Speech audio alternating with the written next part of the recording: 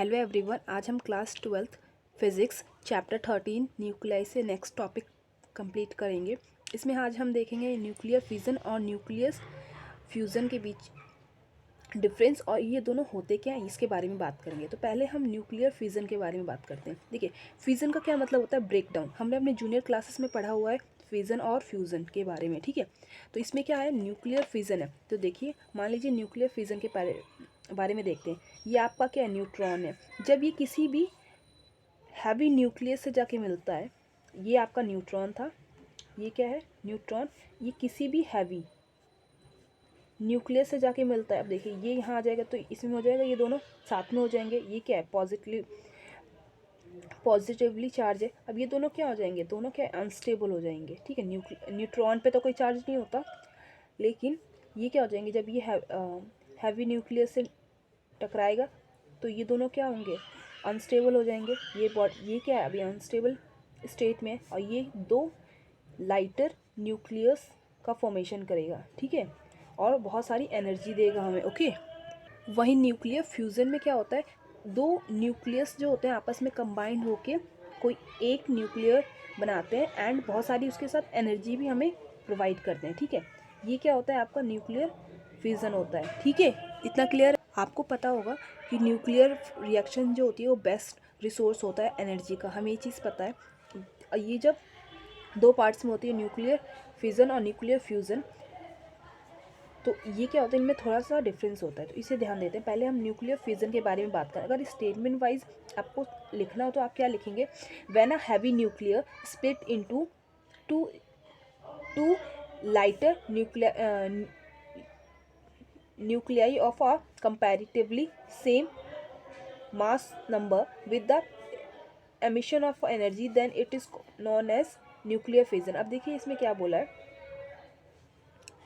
कि जब कोई हैवी न्यूक्लियस जो होता है दो लाइटर न्यूक्लियस में स्प्लिट हो जाता है जिनका मास नंबर क्या ऑलमोस्ट कंपैरेटिवली सेम ही हो, ठीक है, और उसमें बहुत सारी एनर्जी एमिशन होती है, निकलती है, ठीक है। तो इसे हम न्यूक्लियर फिजन बोलते हैं। अब इसके बाद बात कर लेते हैं आगे। अब देखिए, यहाँ पे एक एग्जांपल दे रखा है यूरेनियम का। अब देखिए यूरेनियम में क्या होता है, आपको उसका एटॉमिक नंबर पता होगा, 92 होता है। जब ये किसी भी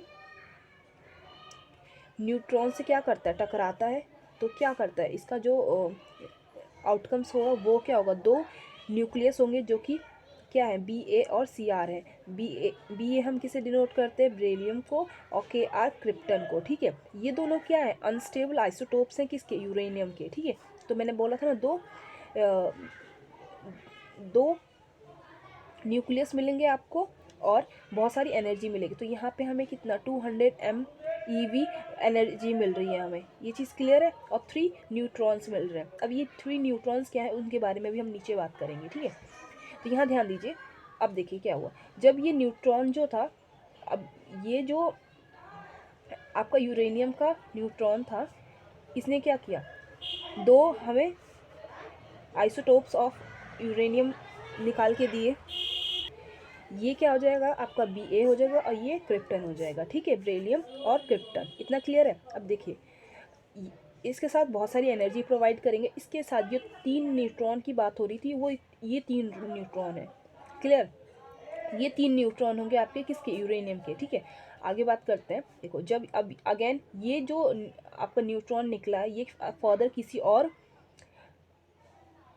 हैवी न्यूक्लियस से टकराएगा। अगेन वो क्या करेगा? दो अलग फिर से दो न्यूक्लियस स्प्लिट करके हमें देगा और एनर्जी देगा, और 3 अलग न्यूट्रॉन्स मिलेंगे। तो ये क्या करेगी? फर्दर ये रिएक्शंस चलती रहेंगी, ठीक है। तो इसका ये रेशियो निकाला गया। तो ये रेशियो किस तरह निकला? देखिए, सबसे पहले 1 न्यूट्रॉन से हमें कितने न्यूक्लियस मिले?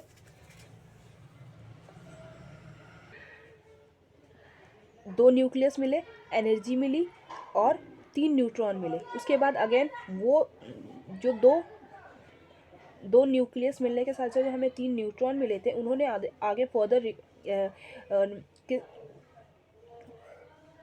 हैवी न्यूक्लियस से फिर से वो क्या करे? टकराया, और फिर अगेन आगे जाके हमें 9 और न्यूट्रॉन मिलेंगे। यहाँ देखिए, इन्हें काउंट कर सकते हो, 1 2 3 4 5 6 7 8 9। इसे हम अनस्टेबल चेन रिएक्शन भी बोलते हैं, क्योंकि देखिए ये क्या कॉन्टीन्यूसली चलता जा रहा है, लेकिन अगर हम इसे कंट्रोल करना चाहते हैं, इस चेन को कंट्रोल करना चाहते हैं, तो इसके लिए हमें क्या करना पड़ेगा, ये ध्यान देते हैं। देखिए हमें सबसे पहले एक न्यूट्रॉन ने क्या किया, हैवी न्यूक्लियस से वो क्या किया, कोलैप्स किया, टकराया वो, उसने हमें क्या दिया, दो अनस्टेबल था, तो दो हमें क्या किया, न्यूक्लियस मिले और एनर्जी मिली। एनर्जी के साथ साथ 3 न्यूट्रॉन भी मिले। अगर इन 3 न्यूट्रॉन में से अगर 2 को हम क्या करें, ऑब्जॉर्ब कर लें, 2 न्यूट्रॉन्स को क्या किया जाए, ऑब्जॉर्ब कर लिया जाए, तो एक ही बचेगा, वो फर्दर फिर टकराएगा किसी हैवी न्यूक्लियस से। अब वो तीन न्यूट्रॉन निकाल के देगा, उसमें से अगेन हमने 2 को ऑब्जॉर्ब कर लिया, तो फिर ये आगे जाके फर्दर ऐसे करेगा। इसमें हमने क्या कर लिया, अपनी रिएक्शन को कंट्रोल किया, तो इसे कंट्रोल चेन रिएक्शन बोलते हैं। ठीक है, अब इसमें आपको एक चीज़ ध्यान देनी है, मल्टीप्लिकेशन फैक्टर क्या होगा, K=1 होगा। अब यहाँ पे हमने मल्टीप्लिकेशन फैक्टर K को कंसीडर किया है। ठीक है, अब देखिए ये जो चेन रिएक्शन है, इसमें अब जो चेन रिएक्शन है जो कि अनकंट्रोल होगी, जब अनकंट्रोल होगी तो K की वैल्यू क्या होगी, 1 से ग्रेटर होगी, और जब कंट्रोल होगी तो या तो =1 हो सकती है, या तो स्मॉलर होगी 1 से। ठीक है, जिसे हम जिसमें रिड्यूस होती है आपकी रिएक्शन। देखिए इसमें ऑब्जर्व कर रहे हैं ना, इसमें हमने 2 न्यूट्रॉन को ऑब्जर्व करके रिएक्शन को क्या किया, कंट्रोल करने की कोशिश की है। इसमें आपको एक और चीज़ का ध्यान रखना है, जो आपका जो एनर्जी सोर्स होता है उसमें जो मास ऑफ रिएक्टेंट होता है वो हमेशा ग्रेटर होता है मास ऑफ प्रोडक्ट से। ठीक है, न्यूक्लियर फ्यूज़न में इस चीज़ का आपको बहुत ध्यान रखना है। ठीक है, क्योंकि न्यूक्लियर फ्यूज़न में ये थोड़ी चीज़ें वेरी करती हैं। ठीक है, हम इसमें बात करेंगे अभी। यहाँ पे एक ग्राफ गिवन है हमें, देखिए यहाँ पे क्या दे रखा है, हमें एनर्जीज दे रखी हैं। ठीक है, MeV इतना क्लियर है, और इसमें हमें दे रखा है नंबर इन 10⁻⁴, 10⁻², ऐसे फर्दर गिवन है। ठीक है, इसमें एक चीज़ गिवन है हमें, जैसे मान ली एक हमारा यूरेनियम जो था, कोई भी न्यूट्रॉन यूरेनियम से आके टकराया, तो उसने हमें क्या दिया, उसने हमें अनस्टेबल आइसोटोप्स ऑफ यूरेनियम दिए, क्या, बेरियम और क्रिप्टन। क्लियर, ये 2 दिए और 3 न्यूट्रॉन दिए, और कितनी एनर्जी दी, 200 MeV एनर्जी हमें प्रोवाइड की। करेक्ट, इससे ग्राफ ऑब्जर्व किया गया, जितने भी आपके मेटल्स हैं या एलिमेंट्स हैं आपके, वो जब उनके न्यूट्रॉन्स जो करते हैं किसी भी हैवी न्यूक्लियस से कोलैप्स करते हैं, तो उनका जो नंबर है वो 95 से 105 के बीच में रहा, और वो जो है लाइटर है। ठीक है, और फिर ये ग्राफ क्या नीचे जाने लगता है, उसके बाद जो हैवियर्स हैं वो 135 से 145 के बीच में उनका नंबर रहा। तो ये ग्राफ आपको थोड़ा सा नोट करके रखना है। ठीक है, आगे बात करते हैं हम न्यूक्लियर फ्यूज़न के बारे में। मैंने आपको थोड़ी देर पहले ये बताया था, इसमें क्या होता है, न्यूक्लियर फिजन में जो आपका रिएक्टेंट का मास होता है वो ग्रेटर होता है मास ऑफ प्रोडक्ट। ठीक है, ये चीज़ मैंने अभी आपको थोड़ी देर बताई थी, अब इसको प्रूफ करके बताते हैं। देखिए इनिशियल मास क्या है इन लोग का, कि हम यूरेनियम का एग्जांपल लेके ही चल रहे हैं। रिएक्टेंट साइड देखो क्या क्या था आपका, जो आपका मास नंबर था वो 235.4039 था, और उस पर 1.0085 जो था वो आपका